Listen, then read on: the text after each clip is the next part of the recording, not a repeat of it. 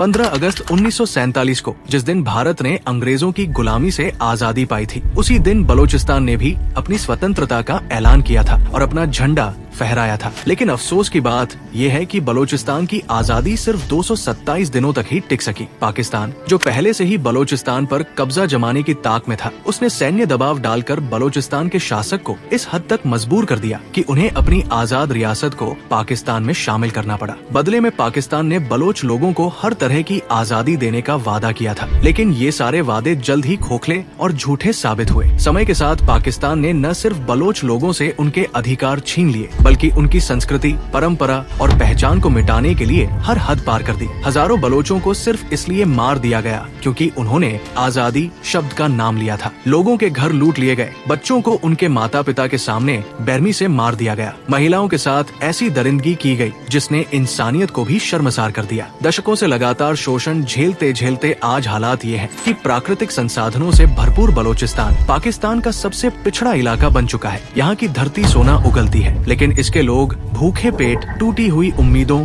और गुलामी की जंजीरों में जकड़े हुए जीने को मजबूर है। यही कारण है कि पाकिस्तान के अत्याचारों के खिलाफ बलोचों के दिल में सुलग रही आजादी की चिंगारी अब एक भयंकर ज्वाला बन चुकी है। अब बलोचों ने पाकिस्तान से सीधी लड़ाई के लिए अपनी खुद की आर्मी तैयार कर ली है। उन्होंने पाकिस्तान के सरकारी ठिकानों और प्राकृतिक संसाधनों से भरे ट्रकों पर टारगेटेड हमले करके ये साफ कर दिया है कि अब वे चुप नहीं बैठेंगे। बलोच आंदोलन कोई आज की लड़ाई नहीं है। 1948, 1958, 1962, 1973 और 2005 में भी बलोचों ने पाकिस्तान के खिलाफ कई बार बगावत की थी, लेकिन इस बार उनका विद्रोह इतना उग्र और संगठित हो चुका है कि ये तब तक थमता नहीं दिख रहा जब तक उन्हें पाकिस्तान से पूरी तरह आजादी नहीं मिल जाती। हाल ही में बलोच एक्टिविस्ट मीर यार बलोच ने बलोचिस्तान की आजादी की घोषणा कर दी है और अंतर्राष्ट्रीय समुदाय से समर्थन की अपील भी की है। तो आइए जानते हैं उस ऐतिहासिक धोखेबाजी की पूरी कहानी, जिसमें मोहम्मद अली जिन्ना ने बलोचिस्तान के राजा के साथ छल किया और एक आजाद रियासत को पाकिस्तान में शामिल करवा लिया। इस नापाक साजिश में ब्रिटेन की क्या भूमिका थी और आज बलोच लोग इतनी मजबूती से पाकिस्तान से आजादी की मांग क्यों कर रहे हैं? तो आइए जानते हैं उस ऐतिहासिक धोखेबाजी की पूरी कहानी, जिसमें मोहम्मद अली जिन्ना ने बलोचिस्तान के राजा के साथ छल किया और एक आजाद रियासत को पाकिस्तान में शामिल करवा लिया। इस नापाक साजिश में ब्रिटेन की क्या भूमिका थी और आज बलोच लोग इतनी मजबूती से पाकिस्तान से आजादी की मांग क्यों कर रहे हैं? आज का पाकिस्तान नस्ल और भाषा के आधार पर 4 प्रशासनिक प्रांतों में बंटा हुआ है: सिंध, पंजाब, खैबर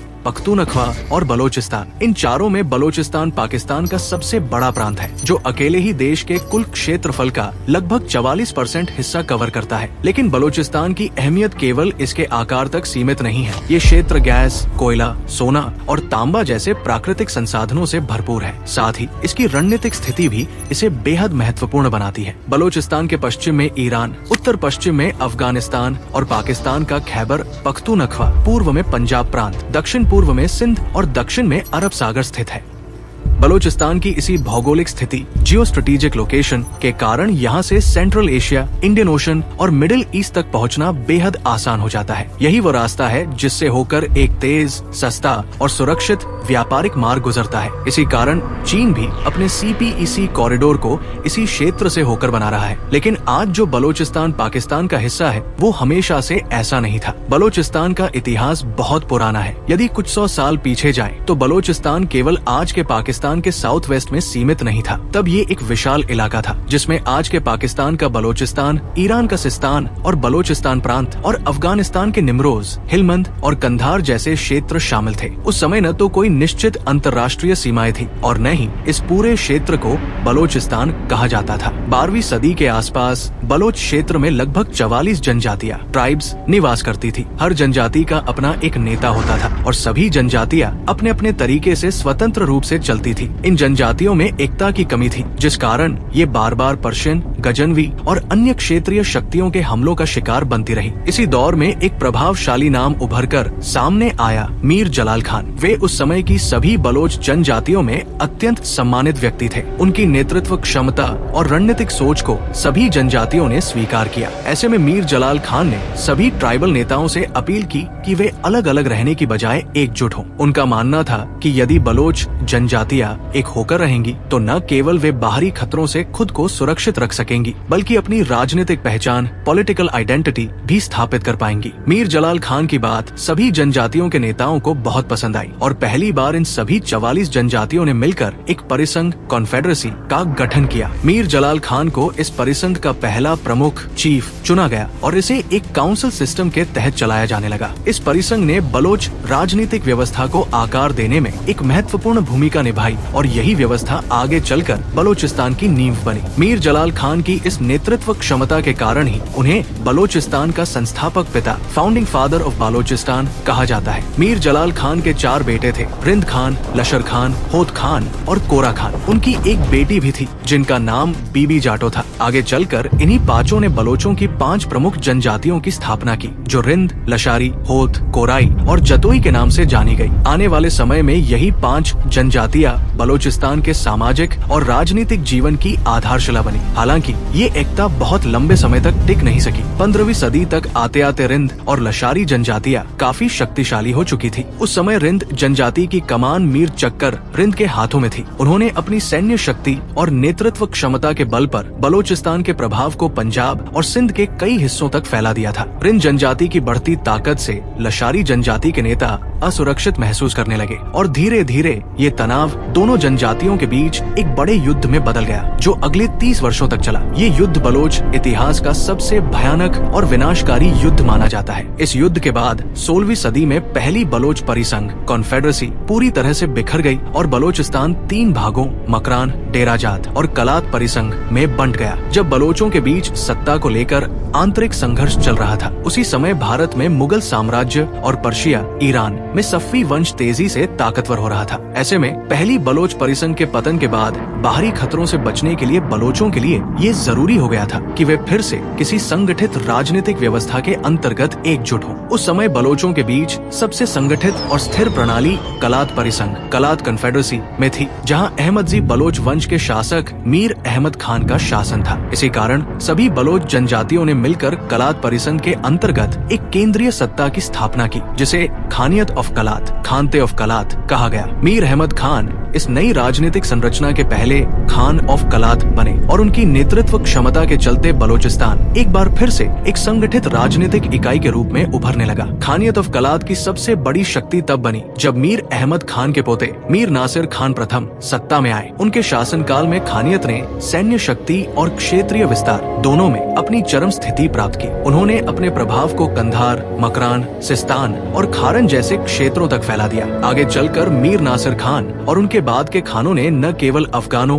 मुगलों और ईरानी शासकों का डटकर मुकाबला किया, बल्कि ब्रिटिश आक्रमण से पहले तक बलोचिस्तान को 19वीं सदी की शुरुआत में रूसी साम्राज्य, रशियन एम्पायर और ब्रिटिश साम्राज्य, ब्रिटिश एम्पायर के बीच मध्य और दक्षिण एशिया में अपना प्रभाव बढ़ाने की एक जबरदस्त होड़ शुरू हो चुकी थी, जिसे इतिहास में द ग्रेट गेम के नाम से जाना जाता है। रूसी साम्राज्य का मध्य एशिया में तेजी से बढ़ता प्रभाव देखकर ब्रिटिश साम्राज्य को ये डर सताने लगा था कि कहीं वह अपनी सबसे बड़ी उपनिवेश भारत को न गवा बैठे। इसी खतरे को देखते हुए ब्रिटिश सरकार ने अफगानिस्तान को एक बफर स्टेट, रक्षक राज्य बनाने की योजना बनाई ताकि ब्रिटिश भारत और रूसी साम्राज्य के बीच एक सुरक्षित सीमा क्षेत्र तैयार किया जा सके। लेकिन इस योजना में सबसे बड़ी बाधा अफगानिस्तान की रूसी समर्थित सरकार थी। ब्रिटिशों को आशंका थी कि यदि अफगान शासक मजबूत हुआ तो रूस उसका इस्तेमाल भारतीय उपमहाद्वीप में अपना प्रभाव बढ़ाने के लिए कर सकता है। इसी वजह से ब्रिटिश सरकार ने अफगानिस्तान में अपनी एक कठपुतली सरकार, पपेट गवर्नमेंट स्थापित करने की योजना बनाई। भारत से अफगानिस्तान जाने का सबसे सीधा रास्ता खैबर पास था, लेकिन उस वक्त उस पर महाराजा रणजीत सिंह की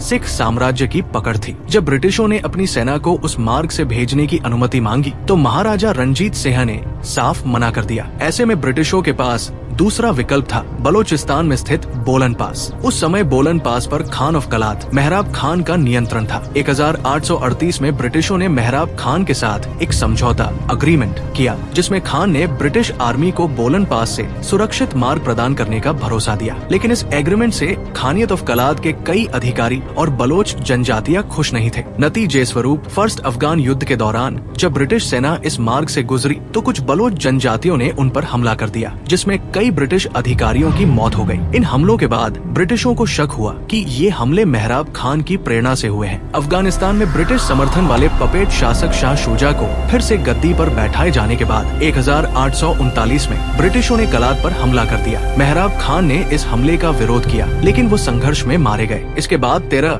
नवंबर 1839 को ब्रिटिशों ने अपने एक विश्वसनीय समर्थक शाहनवाज को नया खान ऑफ कलात नियुक्त कर दिया। इस तरह बलोचिस्तान में ब्रिटिश हस्तक्षेप की एक नई कहानी शुरू हुई, जिसने आगे चलकर बलोचों की जमीन, राजनीति और समाज पर गहरा असर डाला। इसके बाद ब्रिटिशों ने अपनी सैन्य ताकत और आर्थिक प्रभाव से खानियत ऑफ कलात को नियंत्रित करने के लिए खान ऑफ कलात से कई समझौते करवाए। 1854 में खानगढ़ की संधि, ट्रीटी ऑफ खानगढ़ समेत अन्य समझौतों के अंतर्गत ब्रिटिश सरकार ने कलात के खान को अफगानिस्तान तक सैनिक मार्ग की पहुंच दिलाने के बदले उसकी वफादारी सुनिश्चित करने के लिए प्रति वर्ष 50,000 रुपए की वार्षिक अनुदान सब्सिडी देना शुरू किया। 1876 में ब्रिटिशों ने कलात में अपना प्रभाव और सुदृढ़ करने के लिए ट्रीटी ऑफ कलात पर हस्ताक्षर किए। इसके तहत कलात और उसकी संबद्ध अवस्था राज्य लासबेला, मकरान और खारन को ब्रिटिश प्रोटेक्टरेट संरक्षित राज्य के रूप में मान्यता दी गई, जिन पर खान ऑफ कलात अप्रत्यक्ष रूप से शासन करते थे। इसके साथ ब्रिटिश सरकार ने कलात को सिक्किम और भूटान की तरह श्रेणी बी, कैटेगरी बी में रखा तथा इसे आंतरिक स्वायत्तता, इंटरनल ऑटोनॉमी प्रदान की। साथ ही खान ऑफ कलात को मिलने वाली वार्षिक सब्सिडी संख्या 50,000 रुपए से बढ़ाकर 1,00,000 रुपए कर दी गई। इस संधि के बाद कलात राज्य के बाहरी मामलों, एक्सटर्नल अफेयर्स पूरी तरह से ब्रिटिश नियंत्रण में आ गए और ब्रिटिशों को कलात में अपने सैनिक तैनात करने का अधिकार मिल गया। इतना ही नहीं, अंग्रेजों ने बलूचिस्तान के कुछ उत्तरी हिस्सों को सीधे अपने कब्जे में लेते हुए ब्रिटिश बलूचिस्तान नामक क्षेत्र बना लिया। ब्रिटिशों ने न केवल बलोचों की जमीन को अलग किया, बल्कि पर्शिया और अफगानिस्तान की सीमाएं भी पुनः खींची गई। ब्रिटिश साम्राज्य ने उन देशों के शासकों को रिझाने के उद्देश्य से बलूचिस्तान के कुछ हिस्से उन्हें दे डाले, ताकि वे संयुक्त होकर रूस के प्रभाव को रोकने में अंग्रेजों की मदद करें। उदाहरण के तौर पर 1871 में गोल्ड्समिड लाइन खींची गई, जिसके तहत बलूचिस्तान का लगभग 1/4 हिस्सा पर्शिया को सौंप दिया गया और साथ ही इसके अन्य हिस्से अफगानिस्तान को दे दिए गए। इस तरह ब्रिटिश साम्राज्य ने न केवल बलूचिस्तान की भूराजनीतिक संरचना को तोड़ा, बल्कि उसकी राजनीतिक एकता को भी भंग कर दिया। ब्रिटेन ने भारत की स्वतंत्रता तक यहाँ अपना प्रभाव कायम रखा। 1946 में जब ब्रिटिशों ने भारत को आजाद करने और प्रिंसिपल स्टेट्स के भविष्य को लेकर कैबिनेट मिशन भेजा, तब कलात के खान अहमद यार खान ने स्पष्ट कर दिया कि वे कलात की संप्रभुता बनाए रखना चाहते हैं। उनका तर्क था कि कलात केवल एक संधि, ट्रीटी के आधार पर ब्रिटिश शासन से जुड़ा था, न कि भारत के अन्य रियासतों की तरह किसी विशेष व्यवस्था से। उसी वक्त मोहम्मद अली जिन्ना ने इस मुद्दे पर अहमद यार खान का पूरा समर्थन किया। ये लड़ाई जिन्ना betrayal Balochistan accession to Pakistan की शुरुआत थी। जिन्ना ने अहमद यार खान का भरोसा जीत लिया और जब कलात को अपने अधिकारों के लिए पेश होने की बारी आई, तो खान ने ब्रिटिश सरकार के सामने अपनी बात रखने के लिए किसी औपचारिक अधिकारी की बजाय खुद जिन्ना को अपना लीगल एडवाइजर और प्रतिनिधि बनाया। अहमद यार खान को इस बात का जरा भी अंदाजा नहीं था कि उनका निर्णय उनके लिए कितना भयानक साबित होने वाला है। उस समय ब्रिटिश सरकार कलात, खारन, लासबेला और मकरान, इन चारों रियासतों को भारत या पाकिस्तान में से किसी एक राज्य में जुड़ने या स्वतंत्र रहने का विकल्प देना चाहती थी। लेकिन मोहम्मद अली जिन्ना लगातार अहमद यार खान का समर्थन करते रहे। उन्होंने कलात और ब्रिटेन के बीच की हुई संधियों का हवाला देते हुए एक मेमोरेंडम तैयार किया। जिन्ना का तर्क था कि कलात ब्रिटेन के अधीन संधि, सब्सिडरी अलायंस के अंतर्गत एक स्वशासित राज्य SELF स्टेट था, इसलिए इसे एक स्वतंत्र राष्ट्र का दर्जा मिलना चाहिए। कैबिनेट मिशन में इस मसले पर कोई अंतिम निर्णय नहीं लिया जा सका, लेकिन 4 अगस्त 1947 को दिल्ली में एक उच्च स्तरीय बैठक आयोजित की गई, जिसमें British viceroy lord Mountbatten, Khan of Kalat, Jinnah और जवाहरलाल नेहरू मौजूद थे। इस बैठक में जिन्ना ने पुनः कलात की संप्रभुता को समर्थन दिया और प्रस्ताव रखा कि तीनों रियासतों खारन, लासबेला और मकरान को कलात में मिलाकर एक पूर्ण बलोचिस्तान राज्य बनाया जाए। इस प्रस्ताव के तहत सब सहमत हुए और इसके बाद 11 अगस्त 1947 को कलात और पाकिस्तान सरकार के बीच एक स्टैंड स्टिल एग्रीमेंट हुआ, जिसमें पाकिस्तान ने कलात की संप्रभुता का हमेशा सम्मान करने का वादा किया। जिन्ना ने कलात को लेकर जो अच्छा बनने का नाटक किया था, उसके पीछे असल मंशा ये थी कि भविष्य में भारत कलात पर कोई दावा न कर सके और वो इसे बिना किसी भारतीय हस्तक्षेप के अंततः पाकिस्तान में मिला सके। अहमद यार खान जिन्ना की इस दोहरी रणनीति को समझ नहीं सके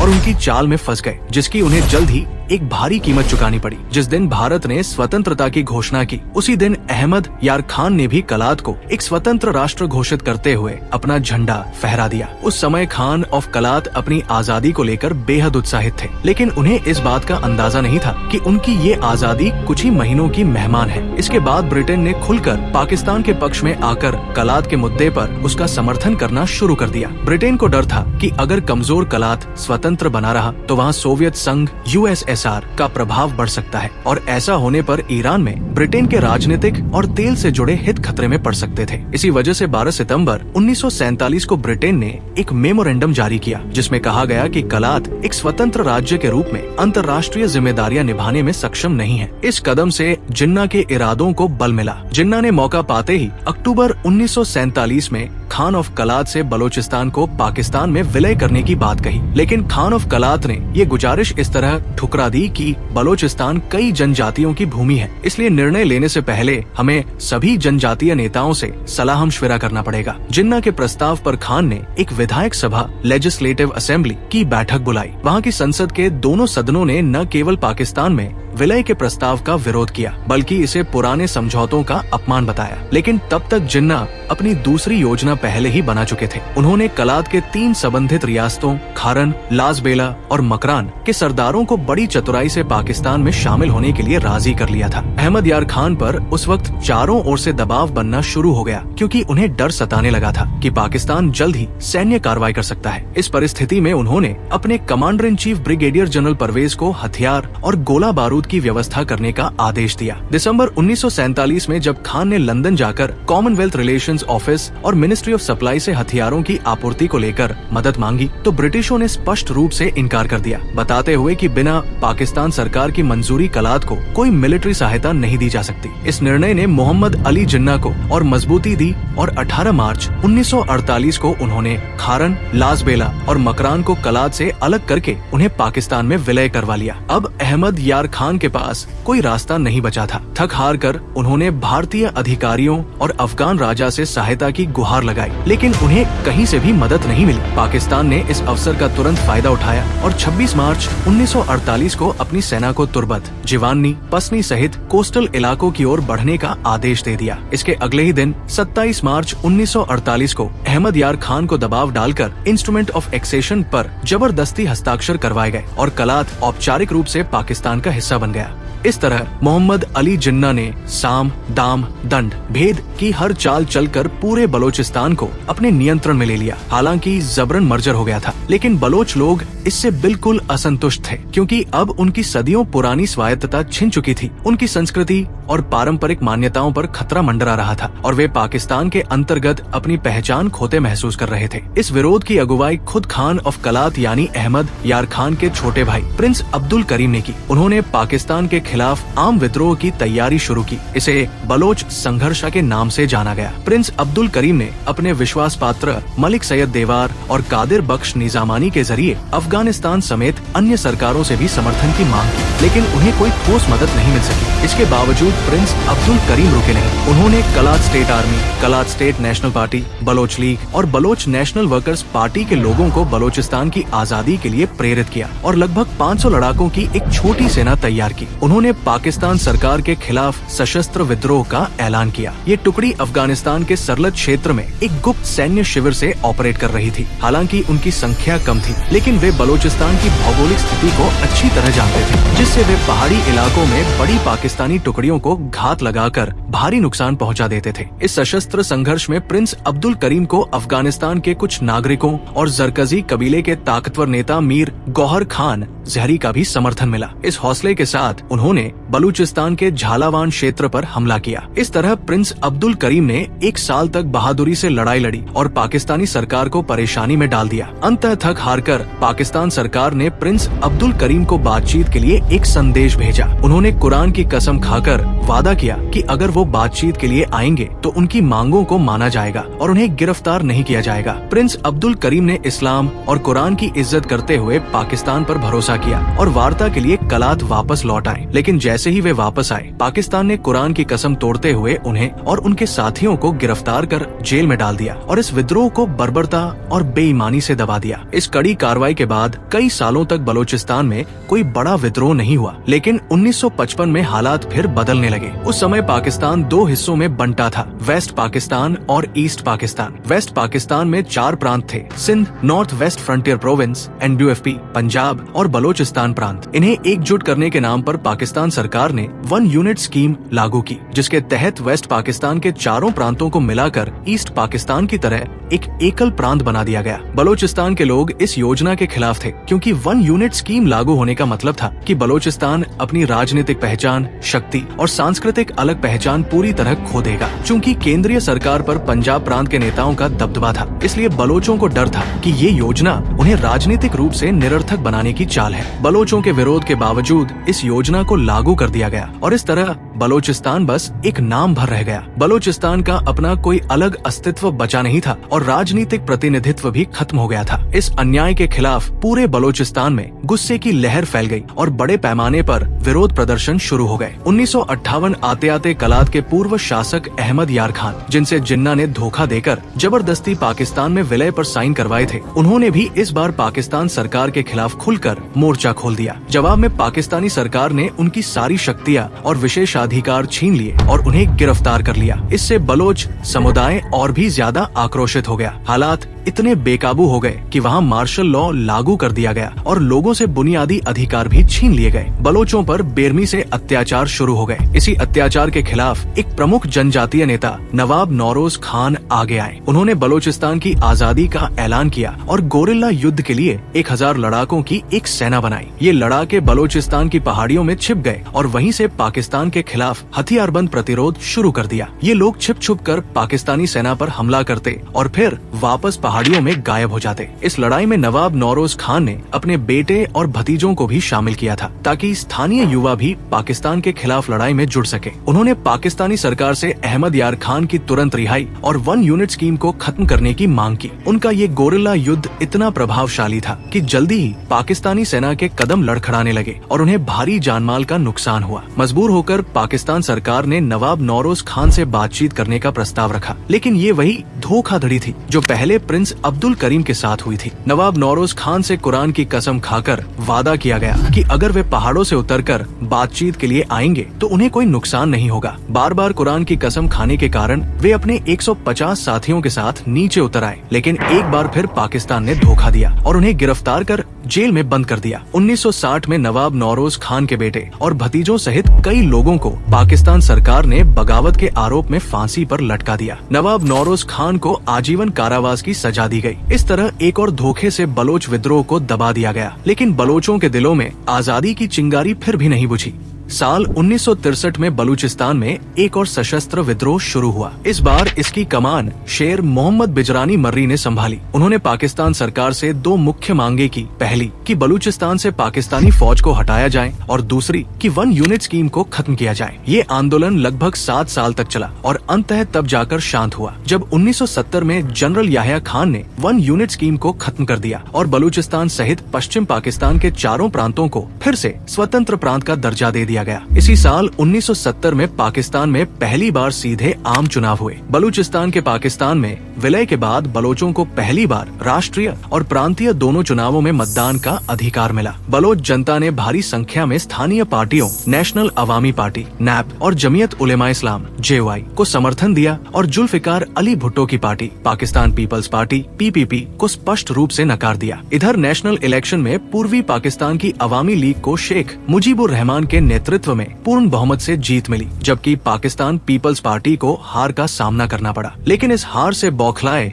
जुल्फिकार अली भुट्टो सत्ता के हस्तांतरण को तैयार नहीं हुए। यही कारण था कि पूर्वी पाकिस्तान में स्वतंत्रता की मांग और तेज हो गई, जो अंततः 1971 के युद्ध और बांग्लादेश के गठन में बदल गई। पूर्वी पाकिस्तान के अलग हो जाने के बाद पाकिस्तान का पुराना संविधान रद्द हो गया और एक नया संविधान बनाने की आवश्यकता पड़ी। इस प्रक्रिया में बलूचिस्तान की पार्टियां जैसे नेशनल अवामी पार्टी NAP और जमीयत उलेमा इस्लाम JOI की भूमिका अहम होने वाली थी। इसी कारण 1948 में बलूचिस्तान के पाकिस्तान बलूचिस्तान में जबरन विलय के पूरे 25 साल बाद पहली बार बलोचों को अपने ही प्रांत में सरकार बनाने का मौका मिला। नैप नेता अताउल्लाह मेंगल बलूचिस्तान के पहले चुने हुए मुख्यमंत्री बने। बलोच समुदाय को लगा कि अब उनके अधिकारों और पहचान को मान्यता मिल गई है, लेकिन असल में ये पाकिस्तान सरकार की एक बड़ी राजनीतिक चाल थी। 1973 में जैसे ही नया संविधान लागू हुआ, जुल्फिकार अली भुट्टो पाकिस्तान के प्रधानमंत्री बने। उन्होंने तुरंत फरवरी 1973 में बलूचिस्तान की सरकार पर विदेशी ताकतों के साथ मिलकर साजिश करने का आरोप लगाया और उसे बर्खास्त कर दिया। इसके साथ ही बलोचों की मुख्य पार्टी नेशनल अवामी पार्टी नैप पर प्रतिबंध लगा दिया गया। इस निर्णय से पूरे बलूचिस्तान में आक्रोश फैल गया और लोग पाकिस्तान सरकार के खिलाफ सड़कों पर उतर आए। जुल्फिकार अली भुट्टो ने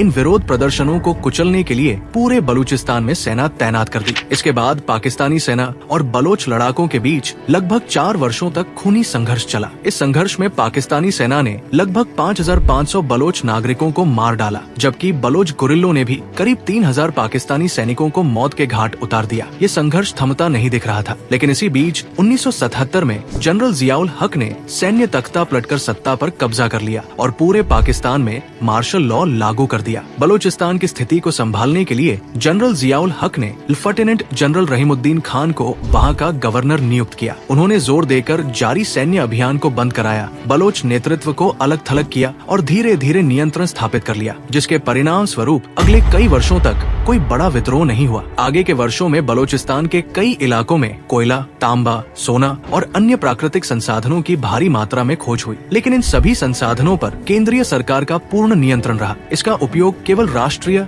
और विदेशी हितों के लिए किया गया, जबकि बलोच जनता को इसका कोई प्रतिफल नहीं मिला, जिससे वे बेरोजगारी, गरीबी और शोषण में ही जीवन यापन करने को मजबूर रहे। 1990 में पाकिस्तान और चीन के बीच एक सैन्य समझौता हुआ। इसके 3 साल बाद चीन ने पाकिस्तान को एडवांस मिसाइल M9 और M11 जैसे हथियार उपलब्ध कराए। इसके बदले में पाकिस्तान ने बलूचिस्तान के छगाई क्षेत्र में स्थित लगभग 412 मिलियन टन की तांबा और सोने की जमा को 20 वर्षों के लिए चीनी company metallurgical corporation of China MCC को लीज पर सौंप दिया। MCC ने 2002 में बलूचिस्तान में खनन कार्य शुरू किया, लेकिन लाभ वितरण बेहद असंतुलित था। मुनाफे का 50% हिस्सा चीन की MCC के पास गया, 48% पाकिस्तान सरकार ने लिया और सिर्फ 2% लाभ बलूचिस्तान को प्राप्त हुआ। इतने कम हिस्से से भड़के बलोच जनता में एक बार फिर सशस्त्र विद्रोह की आग भभकी। इस बार आंदोलन और ज्यादा संगठित था और उन्होंने बलूचिस्तान लिबरेशन आर्मी BLA नामक सशस्त्र संगठन का गठन किया। BLA के लड़ाके खुलेआम हथियार लेकर माइनिंग साइटों, चीनी कार्यकर्ताओं और पाकिस्तानी सैन्य प्रतिष्ठानों पर हमले करने लगे। इसके बावजूद पाकिस्तान सरकार ने बलूचिस्तान के संसाधनों का शोषण जारी रखा। जब भी चीन से कोई ऋण लिया या डील की गई, बलूचिस्तान के प्राकृतिक संसाधनों को गिरवी रख दिया गया। इस दौरान बलूचिस्तान का ग्वादर पोर्ट लगातार सुर्खियों में रहा, क्योंकि पाकिस्तानी सरकार ने स्थानीय किसी भी नेता को विश्वास में लिए बिना ही इसे चीन को लीज पर दे दिया। ग्वादर पोर्ट अरब सागर से मिलती बलूचिस्तान की 770 किलोमीटर लंबी समुद्री तटरेखा पर स्थित है। इसकी भौगोलिक स्थिति इतनी रणनीतिक है कि ये सेंट्रल एशिया तक पहुंचने का सबसे आसान और सबसे छोटा मार्ग बनता है। ग्वादर से कुछ ही दूरी पर स्ट्रेट ऑफ हॉर्मुज है, जो दुनिया के सबसे व्यस्त तेल परिवहन के चोक पॉइंट्स में से एक है। पूरी दुनिया का करीब 20-25% तेल यहीं से होकर गुजरता है। यहाँ से सऊदी अरब, UAE, ईरान और कतर से तेल लदे जहाज निकलकर जापान, चीन, भारत, यूरोप और अमेरिका तक पहुँचते हैं। इस कारण चीन इस पोर्ट को एक अंतर्राष्ट्रीय व्यापारिक हब के रूप में विकसित करना चाहता था, ताकि वो दक्षिण एशिया से लेकर मध्य एशिया तक अपना आर्थिक और राजनीतिक प्रभाव मजबूत कर सके। बलोच लोगों को पहले से ही अंदेशा था कि इस सौदे में उन्हें कोई लाभ नहीं मिलेगा। जब उन्होंने देखा कि उनके प्राकृतिक संसाधन उनकी आंखों के सामने बिक रहे हैं, तो उनका विद्रोह और तेज हो गया। इसके फलस्वरूप 2003 में बलूचिस्तान लिबरेशन फ्रंट BLF की स्थापना हुई, जो बलूचिस्तान लिबरेशन आर्मी BLA का सहारा संगठन था। इसके बाद BLA और BLF ने मिलकर पाकिस्तान के खिलाफ गोरिल्ला युद्ध की शुरुआत की। उन्होंने बड़े पैमाने पर रेलवे लाइनों, बिजली ग्रिड्स और संचार इकाइयों, कम्युनिकेशन इंफ्रास्ट्रक्चर पर हमला किया, जिससे भारी नुकसान हुआ। मई 2004 में BLF ने ग्वादर पोर्ट में काम कर रहे 3 चीनी इंजीनियरों की हत्या कर दी। ये विद्रोह इतना व्यापक था कि बलूचिस्तान के पूर्व गवर्नर और मुख्यमंत्री नवाब अकबर खान भुक्ती भी बेरोजगारी और भूमि पट्टों, लैंड लीज के मसलों को लेकर पाकिस्तानी सरकार के खिलाफ खड़े हो गए। दिसंबर 2005 में बलोच विद्रोहियों ने ने राष्ट्रपति परवेज मुशर्रफ की एक सभा पर रॉकेट से हमला कर दिया। इसके जवाब में परवेज मुशर्रफ ने एक पूरी तरह से सैन्य अभियान, फुल स्केल मिलिट्री ऑपरेशन शुरू कर दिया। अगस्त 2006 तक नवाब अकबर खान भुक्ती समेत BLA और BLF के कई लड़ाकों को कठोर कार्रवाई के तहत मारा गया। अकबर भुक्ती की हत्या ने पूरे बलोचिस्तान को झकझोर कर रख दिया था। समय बीतता गया, लेकिन बलोचिस्तान के महत्वपूर्ण इलाकों और संसाधनों पर धीरे धीरे चीन का कब्जा गहरा होता गया। 2015 में चीन और पाकिस्तान ने एक महत्वाकांक्षी परियोजना China Pakistan economic corridor CPEC की शुरुआत की। 60 अरब डॉलर की लागत से बनने वाला ये जमीन से समुद्र तक 3000 किलोमीटर लंबा राजमार्ग, रेलवे और पाइपलाइनों का जाल कश्मीर के काशगर से लेकर बलोचिस्तान के ग्वादर पोर्ट तक फैला है। लेकिन इस अंबार टेस्ट इंफ्रास्ट्रक्चर के बीच सच में भारी कीमत बलोच लोगों को चुकानी पड़ी। बलोचों के खिलाफ कहर, जैकेट, विस्थापन और जानों का नुकसान, हजारों लोगों को घर छोड़ने पर मजबूर कर दिया गया। सैकड़ों गांव जला दिए गए और कई इलाकों में स्थानीय लोगों की प्रवेश ही बंद कर दी गई। रोजगार का नुकसान, पुराने रोजगार खत्म कर दिए गए। नए प्रोजेक्ट आधारित नौकरियों में भी बलोच युवाओं को जगह नहीं मिली। नौकरियां चीनी और पाकिस्तान के पंजाब क्षेत्र के लोगों को दे दी गई। इस तरह CPEC की सफलता के नाम पर बलोचों के साथ होने वाले अत्याचार और उनकी भूमि व संस्कृति पर हो रहे हमलों की यात्रा शुरू हो गई। CPEC को सुचारू रूप से चलाने के लिए पूरे क्षेत्र को एक सैन्य जोन घोषित कर दिया गया। बलोचों पर हो रहे अत्याचारों को दुनिया से छुपाने के लिए पाकिस्तान ने स्थानीय और अंतर्राष्ट्रीय मीडिया को बलोचिस्तान में प्रवेश करने से भी प्रतिबंधित कर दिया। राजनीतिक प्रतिक्रिया, कुछ समूह जैसे BNM, बलोच नेशनल मूवमेंट, जागरूकता अभियान, प्रेस जारिया और शांतिपूर्ण विरोध के माध्यम से विश्व समुदाय का ध्यान बलोचिस्तान में चल रहे मानवाधिकार संकट की ओर खींचने लगे। सशस्त्र संघर्ष। दूसरी ओर बलोचिस्तान लिबरेशन आर्मी BLA ने पाकिस्तान और चीन की नापाक नीतियों का जवाब हथियारबंद संघर्ष के जरिए दिया। अगस्त 2018 में BLA ने दलबंदन क्षेत्र में कई चीनी इंजीनियर्स की हत्या की और नवंबर 2018 में कराची में उच्च सुरक्षा वाले चीनी वाणिज्य दूतावास पर हमला कर ये संदेश स्पष्ट कर दिया कि बलोचिस्तान अपने हक के लिए किसी भी हद तक जा सकता है। इन दोनों हमलों के बाद BLA के पूर्व प्रमुख असलम बलोच ने एक वीडियो जारी किया जिसमें उन्होंने चीन को चेतावनी देते हुए कहा, या तो चीन बलोचिस्तान छोड़ दे या फिर बलोचों के गुस्से की आग का सामना करने के लिए तैयार रहे। इस संघर्ष के बीच कई छोटे छोटे अलग अलग सशस्त्र समूहों को एकजुट करने की कोशिशें तेज हुई। इसी का परिणाम था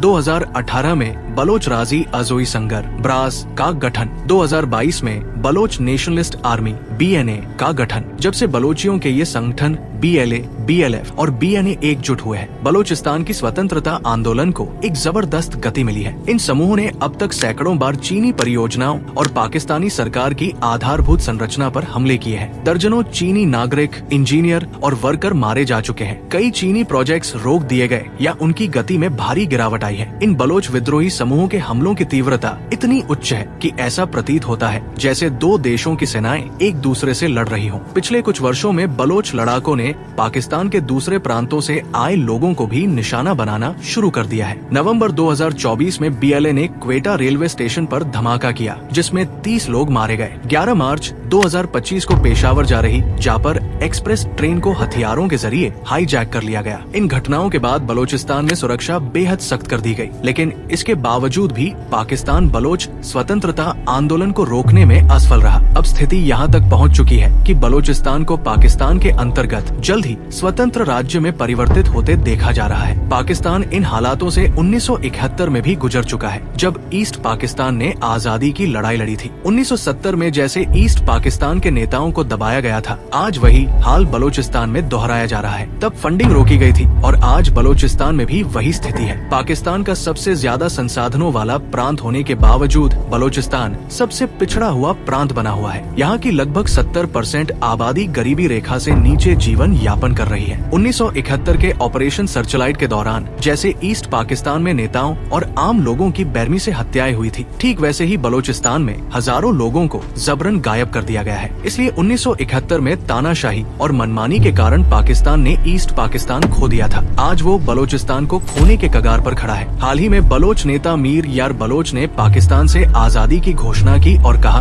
हम पाकिस्तानी नहीं, हम बलोचिस्तानी हैं। उन्होंने भारत से समर्थन मांगा और नई दिल्ली में एक बलोच दूतावास खोलने की भी मांग की। इस तरह बलोच लोग हर मोर्चे पर पाकिस्तान को घेर रहे हैं। जहां एक तरफ कूटनीतिक लड़ाई जारी है, वहीं दूसरी तरफ बलोच लिबरेशन आर्मी पाकिस्तान के खिलाफ एक सशक्त युद्ध लड़ रही है। ऑपरेशन हीरो 2.0 के तहत हाल ही में पाकिस्तान की 58 सैन्य पोस्ट और सुरक्षा ढांचे पर 78 से ज्यादा हमले किए गए हैं। अब बलोचिस्तान की लड़ाई केवल एक राज्य के अधिकार की नहीं, बल्कि एक अलग राष्ट्र बनने की लड़ाई बन चुकी है। अब देखना होगा कि दशकों के संघर्ष के बाद बलोच लोग कब तक अपनी आजादी हासिल करते हैं और अपना एक स्वतंत्र देश बना पाते हैं। दोस्तों, उम्मीद करता हूँ आपको ये वीडियो पसंद आया होगा। अगर हाँ तो लाइक जरूर करें और अपने दोस्तों के साथ शेयर करना न भूलें। हमारे चैनल को सब्सक्राइब करें ताकि आप हमारे आने वाले वीडियोस मिस न करें। आपकी फीडबैक हमारे लिए बहुत मायने रखती है, तो कमेंट में अपनी राय जरूर बताएं। आपका समर्थन हमें नए वीडियो लाने की प्रेरणा देता है। धन्यवाद और अगली बार फिर मिलेंगे एक नई जानकारी के साथ।